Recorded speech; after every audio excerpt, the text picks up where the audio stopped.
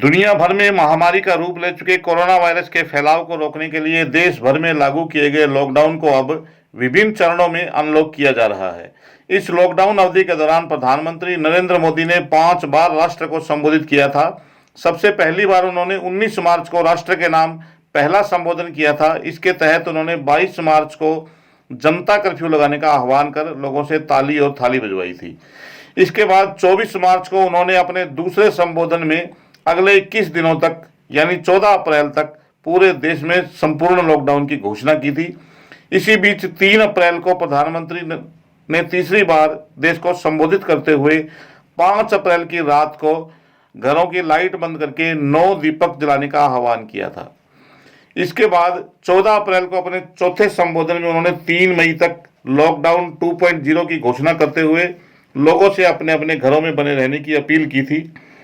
Lockdown 3.0 को 17 मई तक बढ़ाया गया था, लेकिन इस बार प्रधानमंत्री नहीं बोले थे।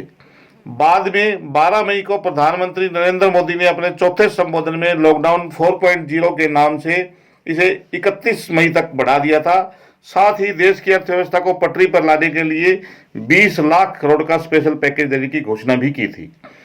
जून महीने में देश के प्रधानमंत्री नरेंद्र मोदी ने राष्ट्र के नाम 5वां संबोधन किया, जिसमें उन्होंने लॉकडाउन को विभिन्न चरणों में अनलॉक करने की घोषणा की, जिसके तहत जून में अनलॉक 1 की प्रक्रिया के तहत लोगों को कुछ छूट दी गई थी।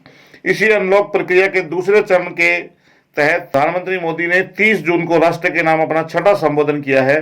अपने संबोधन में उन्होंने कोरोना वायरस के फैलाव को हल्के में नहीं लेने, लोगों से सुरक्षित रहने और अगले 3-4 माह तक जरूरतमंदों को निःशुल्क राशन उपलब्ध करवाए जाने की घोषणा की है। उनके इस संबोधन पर क्षेत्र के विभिन्न लोगों ने अपनी अपनी प्रतिक्रियाएं दी है। आइए सुनते हैं किस किस ने क्या कहा। नमस्कार।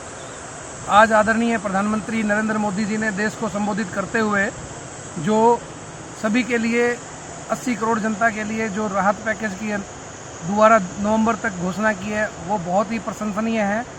हम देश के वासी अगर उनके दिखाए गए मार्ग पर चलेंगे तो निश्चित तौर पर इस कोरोना काल में जो सावधानियां बरतनी हैं, 2 गज की दूरी और अन्य जो हमारे इम्यूनिटी बढ़ाने के लिए जो हमें प्रयास करना है, स्वास्थ्य को ध्यान रखना है, तो मैं इस संदर्भ में कहूँगा कि आज पूरा देश आदरणीय प्रधानमंत्री जी के नेतृत्व में इस संकट की घड़ी में, इस तूफ़ानी तकलीफ़ में कुछ मार्गदर्शन जो मिल रहा है, तो उसमें हमें सबको चलना चाहिए और इस संकट को सावधानी से मुकाबला करके हम इस महामारी से निजात पाएंगे। धन्यवाद।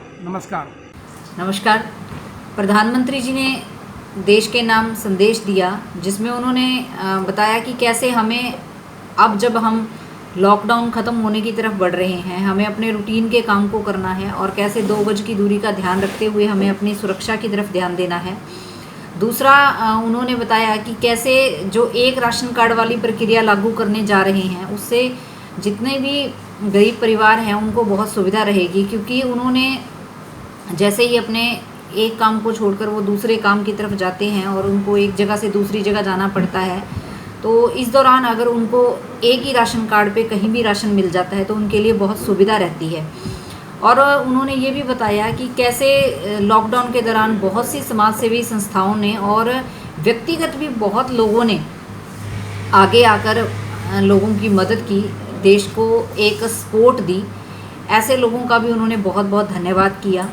और दूसरी बात कि हमें हर वक्त इन चीज़ों के लिए कैसे तैयार रहना है, कैसे हमें एक दूसरे का साथ देना है, ये भी माननीय प्रधानमंत्री जी ने एक बहुत बड़ा संदेश दिया। और इसके लिए विशेष रूप से उन्होंने किसानों का और ऐसी समाज सेवी संस्थाओं का बहुत धन्यवाद किया, क्योंकि अगर किसान, जिसको हम अन्नदाता कहते हैं, वो अनाज ही पैदा नहीं करेगा तो कैसे, अगर वो अनाज के भंडार नहीं भरता तो आज देश को इस संकट की घड़ी से उभरने में बहुत बड़ी एक मुश्किल आ जाती है। और दूसरा विशेषकर धन्यवाद उन्होंने दिया जो टैक्स पेयर लोग हैं। अगर हम ईमानदारी से हमारा टैक्स पे करते हैं, उससे देश को कितना बड़ा सपोर्ट मिलता है, फाइनेंशियली एक देश स्ट्रांगली खड़ा होता है। अगर हम ईमानदारी से हमारा टैक्स पे करते हैं तो इससे हमें ये भी संदेश मिलता है कि हमें हमारा टैक्स ज़रूर पे करना चाहिए और कैसे हमें हमारी सुरक्षा को ध्यान में रखते हुए 2 गज की दूरी का ध्यान रखते हुए हमें आगे बढ़ना है, हमारे देश को आत्मनिर्भर बनाना है, हमें स्वदेशी चीज़ों को अपनाना है और विदेशी चीज़ों को ख़त्म करके हमारे देश को आत्मनिर्भर बनाना है। ये संदेश उन्होंने पूरे देश को दिया। उनका बहुत बहुत तहे दिल से धन्यवाद, आभार। वंदे मातरम।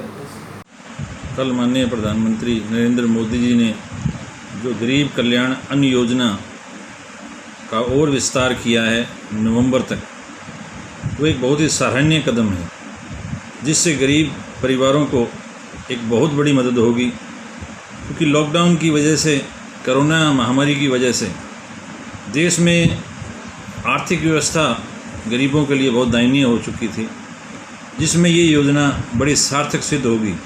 क्योंकि गरीब परिवार को अगर 2 वक्त की रोटी, अन्न, दाल, चावल प्रधानमंत्री की इस योजना के तहत मिलता है, तो ये एक बड़ा ही सराहनीय कदम है। दूसरा, जो उन्होंने एक राशन कार्ड पूरे देश में लागू करने की योजना बनाई है, वह भी बहुत एक सराहनीय कदम है।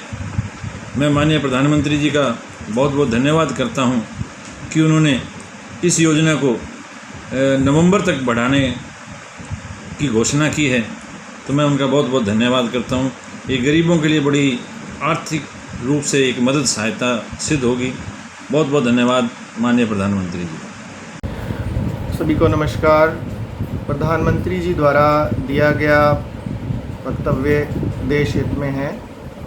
प्रधानमंत्री जी ने एक बड़े वृद्ध की भांति परिवार के मुखिया होने के नाते हम सब देशवासियों को यह सुझाव दिया है कि हमें सरकार की हिदायतों का समय समय पर पालन करना है।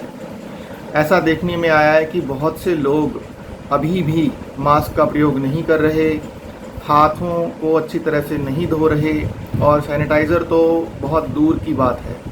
लोग ऐसा मानते हैं कि उनको यह बीमारी नहीं हो सकती, जबकि सामाजिक इसका संक्रमण वो कुछ हद तक मुझे लगता है ऐसा कि ये शुरू हो चुका है। तो हमें अपने आप को बचाना है, अपने परिवार को बचाना है। इलाज नहीं है लेकिन बचाव अवश्य है। आप 2 गज की दूरी का ध्यान रखें, मास्क पहनें, समय समय पर अपने हाथ धोते रहें। यही मैं आप सबसे गुजारिश करूंगा और यही प्रधानमंत्री जी भी गुजारिश करके गए हैं। गरीब परिवारों के बारे में भी प्रधानमंत्री जी सोच रहे हैं, जो बहुत अच्छा कदम है। हमें सरकार के सहयोग से ऐसे लोगों की पहचान करनी होगी कि जिनको वास्तव में इस प्रकार की सहायता की आवश्यकता है।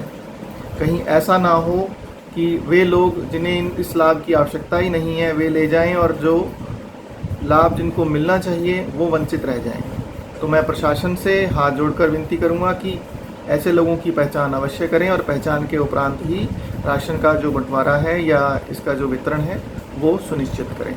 फिर से आप सबको हाथ जोड़कर विनती है कि आप सब सरकार की जो गाइडलाइंस हैं, SOPs हैं, उनका पालन करें। धन्यवाद।